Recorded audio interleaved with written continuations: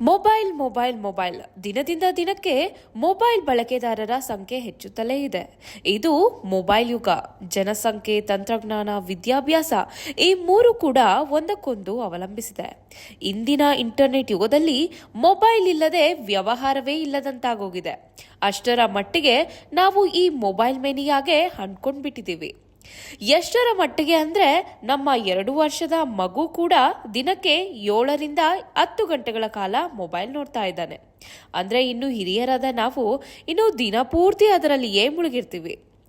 Mobile phone ನಮ್ಮ ಜೀವನದ ಅವಿಭಾಜ್ಯ ಅಂಗವಾಗಿ ಬಿಟ್ಟಿದೆ. ಎಲ್ಲವೂ ಮೊಬೈಲ್ನಲ್ಲಿಯೇ ನಡೆದು ಹೋಗ್ತಾ ಇದೆ. ಇನ್ನು ನಮ್ಮ ಪ್ರತಿದಿನದ ವ್ಯವಹಾರಗಳೆಲ್ಲವೂ ಈ ಸಣ್ಣ ಮೊಬೈಲ್ನಿಂದ ಕೇವಲ ಕೆಲವೇ ಸೆಕೆಂಡುಗಳಲ್ಲಿ ನಡೆದು ಹೋಗ್ತಾ ಇದೆ. ಹಿರಿಯರ ಮೊಬೈಲ್ ಬಳಕೆ ಬಗ್ಗೆ ಮುಂದಿನ ಎಪಿಸೋಡ್ನಲ್ಲಿ ನೋಡೋಣ.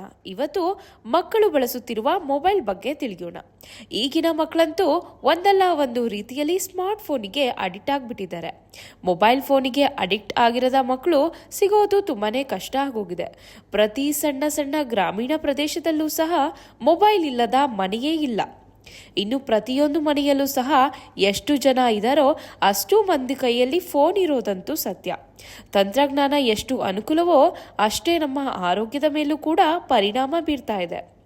ಈ ತಂತ್ರಜ್ಞಾನದ ಯುಗದಲ್ಲಿ ಮಕ್ಕಳು ಪೋಷಕರೊಂದಿಗೆ ಆಟ ಆಡ್ತಾ ಇಲ್ಲ. ಇನ್ನು ಪೋಷಕರಂತೂ ಮಕ್ಕಳೊಂದಿಗೆ ಕಾಲ ಕಳೀತಿಲ್ಲ. ಈಗಿನ ಕಾಲದಲ್ಲಿ ಅಂಬೆಗಾಲಿಡ್ತಿರೋ ಮಗುಗೂ ಸಹ ಸ್ಮಾರ್ಟ್ ಫೋನ್ಗಳೇ ಬೇಕು.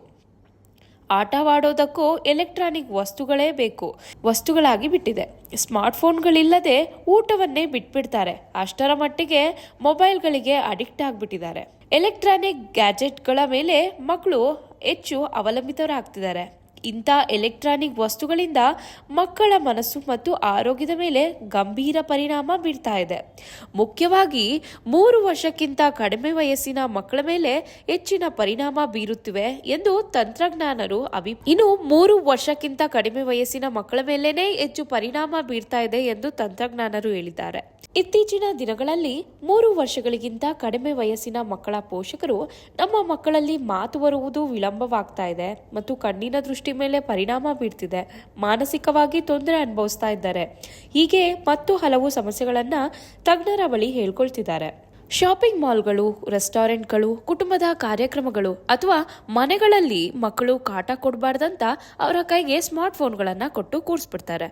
ಈ ತಪ್ಪು ಪೋಷಕರದ್ದೇ ಹೊರತು ಮಕ್ಕಳದ್ದಲ್ಲ.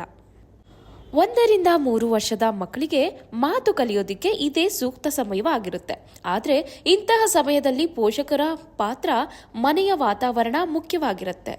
ಆದರೆ ಈಗಿನ ಮಕ್ಕಳ ಕಲಿಕಾ ಸಮಯದ ಗಮನ ಬೇರೆಯದ್ದೇ ಆಗ್ಬಿಟ್ಟಿದೆ. ಕಳೆದ 1 ವರ್ಷದಲ್ಲಿ ಮಕ್ಕಳಲ್ಲಿ ಮಾತು ವಿಳಂಬವಾಗುತ್ತಿರುವ ಬಗ್ಗೆ ಸಾವಿರಾರು ಪ್ರಕರಣಗಳು ದಾಖಲಾಗಿವೆ. ಮಾತನಾಡಲು ಪ್ರಾರಂಭಿಸಿದ ಮಕ್ಕಳು ಇದ್ದಕ್ಕಿದ್ದಂತೆ ಆ ಬೆಳವಣಿಗೆಯಿಂದ ಹಿಂದೆ ಸರಿಯುತ್ತಿದ್ದಾರೆ. ಬಳಿಕ ಪದಗಳನ್ನು ಉಚ್ಚರಿಸಲು ಕಷ್ಟಪಡ್ತಿದ್ದಾರೆ. ಗ್ಯಾಜೆಟ್ ಮತ್ತು ಮೊಬೈಲ್ ಬಳಕೆ ಮಾಡುತ್ತಿರುವುದರಿಂದ ಮಕ್ಕಳ ಮೇಲೆ ಹೆಚ್ಚು ದುಷ್ಪರಿಣಾಮ ಬೀರ್ತಾ ಇದೆ. ಮಕ್ಕಳು 30 ನಿಮಿಷ ಮೊಬೈಲ್ ಹಾಗೂ ಗ್ಯಾಜೆಟ್ಗಳ ಬಳಕೆ ಮಾಡಿದ್ರೂ ಸಹ ಅದು ಅವರ ಮಾತಿನ ಮೇಲೆ 49% ಪರಿಣಾಮ ಬೀರಲಿದೆ ಎಂದು ಅಧ್ಯಯನಗಳು ಹೇಳ್ತಾ ಇದ್ದಾವೆ. ಇಷ್ಟು ಮಾತ್ರವಲ್ಲ, ಇತ್ತೀಚೆಗೆ ಮಾನಸಿಕವಾಗಿ, ದೈಹಿಕವಾಗಿ ಹಲವು ರೀತಿಯ ಸಮಸ್ಯೆಗಳನ್ನ ಮಕ್ಕಳು ಎದುರಿಸ್ತಾ ಇದ್ದಾರೆ. ಈಗಿನ ಮಕ್ಕಳು ಹೈಪರ್ ಆಕ್ಟಿವ್ ಆಗಿರುವುದರಿಂದ ಅವರನ್ನ ನಿಯಂತ್ರಿಸಲು ಪೋಷಕರು ಮೊಬೈಲ್ಗಳನ್ನ ಹಾಗೂ ಟಿವಿಗಳನ್ನ ನೋಡುವಂತೆ ಹೇಳ್ತಾರೆ. ಇದು ಮಕ್ಕಳಿಗೆ ಚಟವಾಗಿ ಪರಿಣಮಿಸುತ್ತದೆ.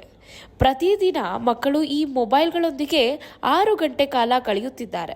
ಇದು ಅವರ ಆರೋಗ್ಯ ಹಾಗೂ ಮಾನಸಿಕ, ದೈಹಿಕ ಬೆಳವಣಿಗೆ ಮೇಲೂ ಕೂಡ ಪರಿಣಾಮ ಬೀರ್ತಾ ಇದೆ. ಮಕ್ಕಳ ಮೇಲಾಗುವ ಇಂತಹ ದುಷ್ಪರಿಣಾಮಗಳಿಂದ ದೂರ ಮಾಡಲು ಪೋಷಕರು ಮಕ್ಕಳೊಂದಿಗೆ ಹೆಚ್ಚು ಕಾಲ ಕಳೆಯಬೇಕು.